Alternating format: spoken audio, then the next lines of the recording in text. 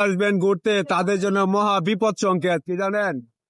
যদি বাইক নিয়ে আসেন আপনার পরিবারের কেউকে নিয়ে আসেন তাহলে আপনি এমন চরম লেভেলে বিপদে পড়বেন। এই বিপদটা কি মনে করেন যে আপনি বলবেন সুবহান আল্লাহ সুবহান আল্লাহ, কিভাবে বাড়িতে যাবো, খালি আল্লাহর নাম লইবেন আর কিন্তু কিছু না। যারা ঢাকার থেকে আইছে তারাও এত পরিমাণে কষ্ট ভোগ করে নাই মানে বাড়িতে আসার সময়, আর এখানে যারা ঘুরতে আইছে তারা এরকম বিপদে পড়ছে মনে করেন যে আপনার 10 হাত বলতে মানে যে এক হাত দিয়ে বাইক নিয়ে আগাইবো অতানেও সামর্থ্য নাই গে, বুঝছেন? এই যে আমি আমার বাবারে নিয়ে আইছিলাম, এখন বাড়ি থেকে ফিরতাছি, এছাড়া কোনো উপায় নাই।